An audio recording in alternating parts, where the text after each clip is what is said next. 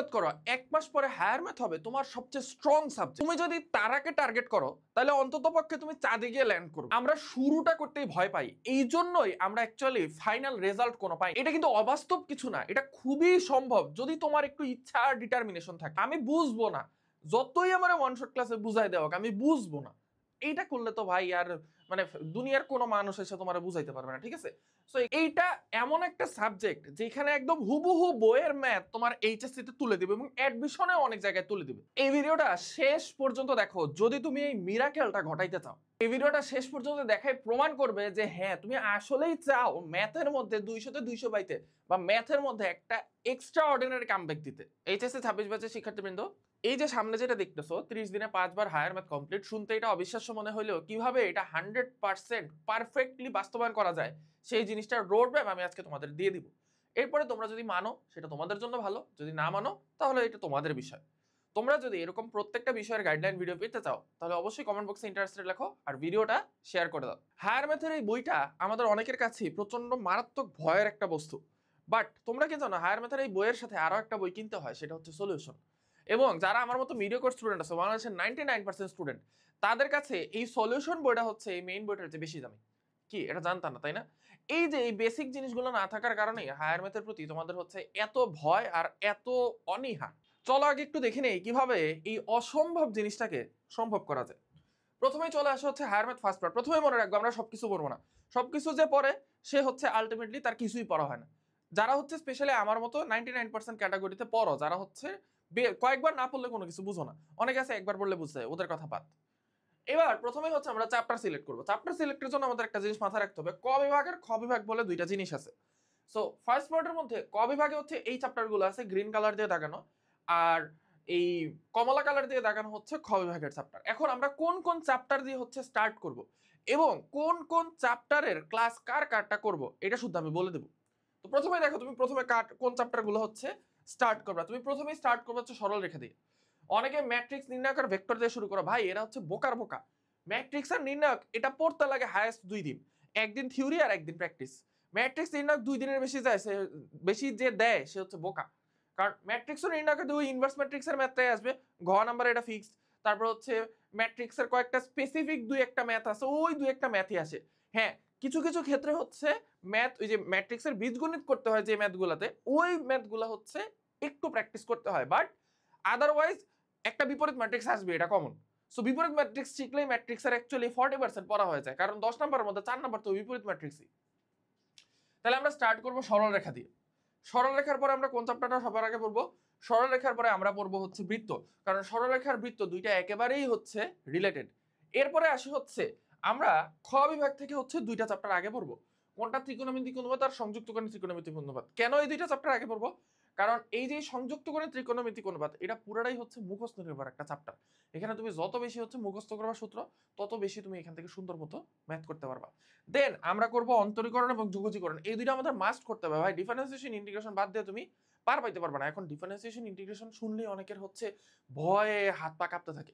ভাই এটা just simple একটা ম্যাথের সূত্র, আর কিছুই না। এটা একটা ম্যাথ করার প্রসেস, ডিফারেন্সিয়েশন আর ইন্টিগ্রেশন। তুমি যদি ঠিকঠাক মতো এটা পড়তে পারো, এখন কোশ্চেন চলে আসবে ভাই আমি কার কাছে পড়বো? দেখো আমি বলে দিই, একটা পয়সাও খরচ করতে হবে না তোমাকে এই 1 মাসে 5 বার ম্যাথ কমপ্লিট করার জন্য। দেখো আমি বলতেছি, এই ম্যাথ অ্যান্ড সায়েন্স নার একটা চ্যানেল আছে যেটাতে 4,14,000 সাবস্ক্রাইবার। এখানে এই যে রাকিব ভাই ক্লাস দিচ্ছে, দেখো প্লে লিস্টের মধ্যে আমি যাই, প্লে লিস্টের মধ্যে হচ্ছে এখানে এই যে দেখো one shot class for HSC. এখন বলবো ভাই আমি ওয়ান শট ক্লাস করে বুঝবো না, এটা ভাই পুরো পিওর ফাইজলামি কথাবার্তা। ওয়ান শট ক্লাস করে তুমি ইচ্ছা করলে বুঝবা। এখন তোমার মাথায় যদি আমি একটা মেশিন ঠেকায় বলি যে তুই এটা বুঝবি নাহলে মেশিনে গুলি খাবি, তখন তুমি ঠিকই বুঝতে পারবা, ঠিক আছে? এটা হচ্ছে ইচ্ছার উপর। ভাই আমি বুঝবো না, যতই আমার ওয়ান শট ক্লাসে বুঝাই দেওয়া আমি বুঝবো না, এইটা করলে তো ভাই আর মানে দুনিয়ার কোনো মানুষ এসে তোমার বুঝাইতে পারবে না, ঠিক আছে? সো এখানে চলে যাবা ওয়ান শট ক্লাস। দেখো ম্যাট্রিক্স নির্ণয় ওয়ান শট ক্লাস হচ্ছে 4 ঘন্টা 6 মিনিট। দেন তোমার ভেক্টরের হচ্ছে 2 ঘন্টা 42 মিনিট। আমি একটু গুনি যে ভাইয়ের ক্লাসগুলো করতে অ্যাকচুয়ালি কতক্ষণ লাগে। মনে করো না যে আমি শুধুমাত্র ক্লাস বলতেছি, যে শুধু ক্লাস করে, আমি তোমাকে প্র্যাকটিসের টাইমও দিব, সাথে প্র্যাকটিসের টাইমও দিব, এবং এটা সহই আমি সাইন্টিফিক্যালি প্রুফ করে দিব যে অ্যাকচুয়ালি 30 দিনে 5 বার হায়ার ম্যাথ পুরোটা কমপ্লিট করা সম্ভব। তাহলে ভাইয়ের ম্যাট্রিক্স নির্ণয় ক্লাসে লাগছে হচ্ছে 4 ঘন্টা, ভেক্টরে লাগছে আমি ধরে নিচ্ছি 3 ঘন্টা। এরপরে দেখো হচ্ছে বৃত্ততে লাগছে 3 ঘন্টা, সরল রেখায় লাগছে 4 ঘন্টা। তাহলে বৃত্ততে সরল রেখায় 4 ঘন্টা, বৃত্ততে 3 ঘন্টা। দেন এখানে চলে আসি, ত্রিকোণমিতিক অনুপাতে লাগছে 2 ঘন্টা, আর ত্রিকোণমিতিতে লাগছে হচ্ছে 4 ঘন্টা। তাহলে 2 আর 4 ঘন্টা, 2 ঘন্টা 4 ঘন্টা। ফাংশন ও ফাংশনের লেখচিত্র, এটাতে লাগছে 3.5 ঘন্টা, এটাতে লাগছে, এটা এই দুইটা মিলায় লাগছে হচ্ছে 10 ঘন্টা। তাহলে 10 আর 3.5, তাহলে এটা হচ্ছে 3.5 ঘন্টা, আর এটা টোটালি হচ্ছে 10 ঘন্টা। আর বিন্যাস ও সমাবেশটা আমরা একটু দেখি। বিন্যাস ও সমাবেশ, এটার মনে হয় ভাই ক্লাস এখানে দেন। ওকে, আচ্ছা সাপোজ এটাতে মনে হয় অভিধার ক্লাস আছে, তাহলে হচ্ছে ধরে নেই এই কই গেল, ফাংশন ও ফাংশনের লেখচিত্র, এটা করতে 2 ঘন্টার বেশি লাগার কথা না। তাহলে আমরা বসে বসে হিসাব করি একটু। 4 3 7, 7 আর 7 14, 14 আর 2 16, 16 আর 10 26, 26 আর 4 হচ্ছে 30, 30 আর 3.5 হচ্ছে 33.5, 33 আর 2 35.5 ঘন্টা। তার মানে তুমি যদি 35.5 ঘন্টা টাইম দাও, 35.5 আওয়ার, তাহলে একবার হচ্ছে কি করা যায়, আমাদের এই ফার্স্ট পার্ট কমপ্লিট করা যায় রাকিব ভাইয়ের ক্লাস করে।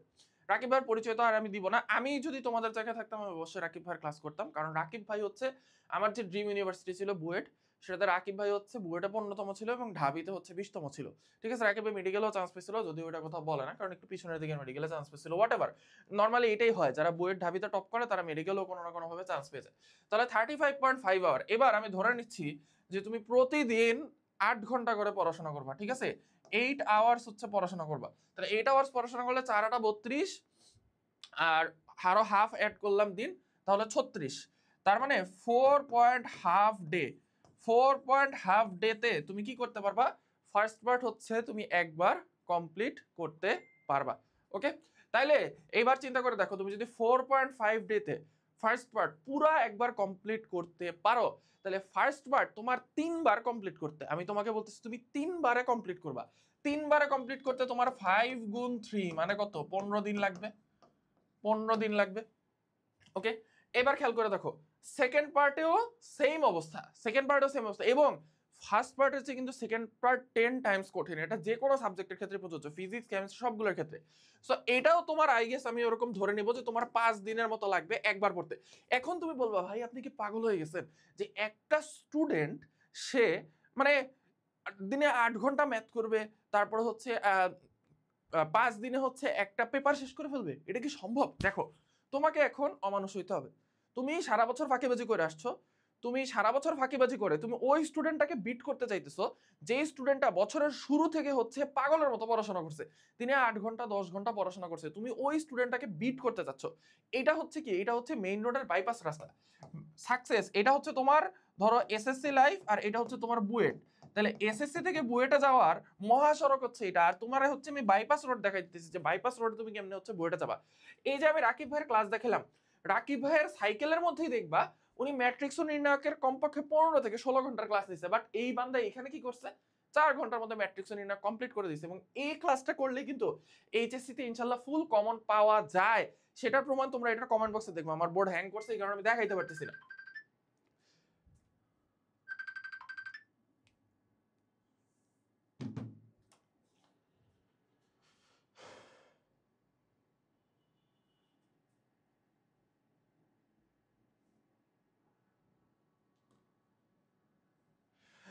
ওকে, সো আমরা দেখতেছি যে আমাদের এই ফার্স্ট পার্ট শেষ করা যায় 3 বার, সেকেন্ড পার্ট শেষ করা যায় 3 বার, তার মানে টোটাল 6 বার হচ্ছে আমাদের ম্যাথটাকে কমপ্লিট করা যায় মাত্র 30 দিনে। এখন এই যে আমি বললাম, আমি জানি যে তোমরা 100% স্টুডেন্ট বা 99.99% স্টুডেন্টে এক মাসে 3 বার হচ্ছে এই জিনিসটা কমপ্লিট করতে পারবা না। তাহলে ভাই কেন এই ভিডিওটা বানাইলেন?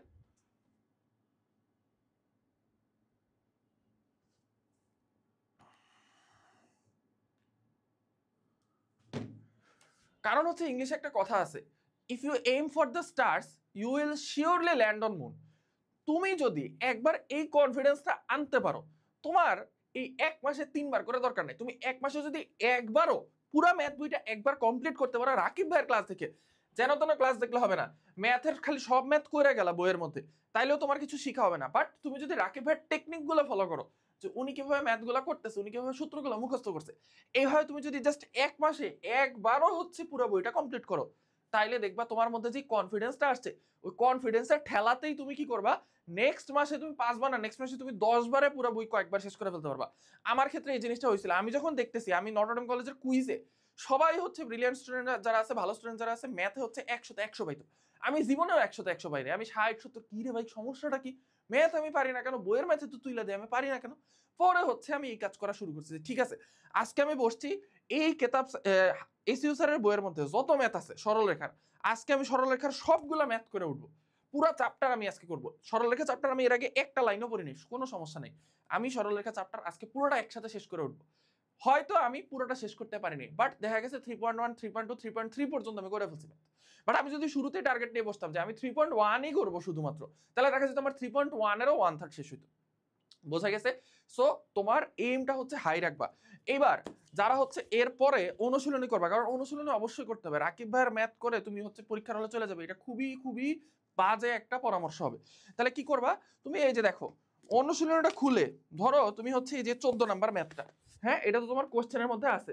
এখন তুমি প্রথমবারে দরকার নাই, তোমার নিজে নিজে ম্যাথ করার দরকার নেই। তোমাদের অনেকেরই বলবে, অনেক ভাইয়েরাই বলবে নিজে নিজে ম্যাথ করা শিখো। ইয়াস, নিজে নিজে ম্যাথ করা শেখাটা খুবই ইম্পর্টেন্ট। বাট এই শিখার সময় ছিল হচ্ছে সেই ফার্স্ট ইয়ারে। তুমি তো ফার্স্ট ইয়ারে কাজ করো নাই, এখন সেকেন্ড ইয়ারে তোমার নিজে নিজে ম্যাথ শেখার কোনো সময় নেই। সেকেন্ড ইয়ারের সিলেবাসও কমপ্লিট করতে হবে, ফার্স্ট ইয়ারের সিলেবাসও কমপ্লিট করতে হবে। তুমি এই ম্যাথের সলিউশনটা আগে চুপ করে দেখে নেবা। ম্যাথের সলিউশনটা আগে দেখে নেওয়ার পরে তুমি দেখবা যে এই সলিউশনের প্রথম লাইনের পরের দ্বিতীয় লাইনটা তুমি বুঝো কিনা, দ্বিতীয় লাইনের পরে তৃতীয় লাইনটা তুমি বুঝো কিনা, তৃতীয় লাইনের পরে চতুর্থ লাইনটা তুমি বুঝো কিনা। যদি তুমি বুঝো তার মানে হচ্ছে হ্যাঁ তুমি ম্যাথ বুঝতেছো। দেন তুমি কি করবা, নিজে একবার হাতে ওই ম্যাথটা করার চেষ্টা করবা, দেখবে প্রথমবারে পারবা না, আবার সলিউশন দেখবা, সলিউশন দেখে আবার হাতে ওই ম্যাথটা করার চেষ্টা করবা। এটা হচ্ছে ম্যাথ করার নিয়ম, মানে চোরা পদ্ধতি। বোঝা গেছে? আমি এমনি ম্যাথ করতাম, এবং ট্রাস্ট মি আইওটিতে আমাদের সময় এক ভয়ঙ্কর লেভেলের একটা ম্যাথ পরীক্ষা হয়েছিল। মানে ওইটাতে হচ্ছে ইন্টিগ্রেশন যা দিছিল, আইওটি 20 ব্যাচের পরীক্ষাটা দেখো কোশ্চেনটা, মানে 50% ম্যাথ মনে হয় হচ্ছে তোমার অনার্সের বইয়ের থেকে তুলে দিছে। আমি জীবনেও অনার্সের বই খুলে দেখিনি। সো এই ম্যাথের প্রশ্ন শুরুতে দেখে আমার মাথা হ্যাং হয়ে গেছে যে ভাই এটা কি দিছে, কারণ বইয়ের বাইরে থেকে ম্যাথ আসলে আমি কেমনে পারবো ভাই, কেমনে পারবো বাপ। সো আমি কোনো মতেই হচ্ছে ওই ম্যাথের কোশ্চেন শুরুতে পারিনি, এবং শুরুতেই দিছিল। অ্যাডমিশন টেস্টের ট্রিক্সই হচ্ছে এটা, তোমরা নিয়ে খেলবে। তো শুরুতেই হচ্ছে ওই ম্যাথের কোশ্চেন দিছিল, যারা ওই ম্যাথের পণ্ডিত আছে ওরা ওই ম্যাথের কোশ্চেন করতে গিয়ে 1 ঘন্টার পরীক্ষার 40 মিনিট খায়া দিছে ওইখানে। এরপরে ফিজিক্স আর কেমিস্ট্রি কোশ্চেন খুবই ইজি ছিল। আমি যখনই দেখছি যে ভাই ম্যাথ কঠিন, ম্যাথ বাদ, ফিজিক্স কেমিস্ট্রি আনসার করছি, ইংলিশ আনসার করছি। আনসার করার পরে এরপর আমি ম্যাথে ব্যাকে আসছি। ফিজিক্স কেমিস্ট্রি ইংলিশ আনসার করতে আমার সময় লাগছে 20 মিনিট, তাহলে ম্যাথের জন্য আমার 40 মিনিট আছে। আমার মাথা অলরেডি ঠান্ডা, কারণ অলরেডি আমি 40টার উপর আনসার করে বসে রয়েছি। এবার ম্যাথের মধ্য থেকে যে 30টা কোশ্চেন আসছে, 30টার মধ্যে আমি যদি 5টা কোশ্চেনও পারি তাও আমার চান্স শিওর, নিশ্চিত, আমি জানি ইনশাল্লাহ। তখন কি করছি, আমি ওই 30টা ম্যাথ আস্তে আস্তে করার ট্রাই করছি করছি করছি। বেসিক তো আছেই, এবং ইউ ক্যান নট বিলিভ, তোমরা বিশ্বাস করবা না যে আইওটি পরীক্ষার 2 মাস আগে আমি ম্যাথ বই রেখে দিছিলাম। মানে তখন তো আমি মেডিকেল অ্যাডমিশনে চান্স হয়ে গেছে, আমি কেন ভাই উদাউদি হচ্ছে, সরি না তখন চান্স হয় নাই, তখন মেডিকেল অ্যাডমিশনের জন্য প্রিপারেশন নিচ্ছি, তখন মেডিকেল অ্যাডমিশনের জন্য প্রিপারেশন নিচ্ছি। আইওটি পরীক্ষার 2 মাস আগে আমি ম্যাথ বই রেখে দিছি, কারণ আমার মেডিকেলে তো ম্যাথ আসবে না। স্টিল আমি ওই 30টা ম্যাথের মধ্যে 15টার মতো ম্যাথ পারছি। ঠিক আছে, যে ম্যাথগুলো বই আমাদের এইচএসসি সিলেবাসে ছিল প্রত্যেকটা ম্যাথ আমি পারছি। এটা কেমনে পসিবল হয়েছে? কারণ আমি ম্যাথে ওই লেভেলের এফোর্টটা দিছি। তোমাদের সামনেও ওই এফোর্টটা দেওয়ার সুযোগ আছে, এফোর্টটা দাও। এফোর্টটা দিলে ইনশাল্লাহ হচ্ছে ম্যাথ তোমার সবচেয়ে ফেভারিট সাবজেক্ট হয়ে যাবে, তোমার সবচেয়ে স্ট্রং জোন হয়ে যাবে। তুমি যে কোনো পরীক্ষায় গিয়ে সবার আগে ম্যাথ আনসার করবে। সো তোমরা যদি এরকম আরো ভিডিও চাও তাহলে অবশ্যই কমেন্ট বক্সে ইন্টারেস্ট রাখো এবং এই ভিডিওটা শেয়ার করে দাও।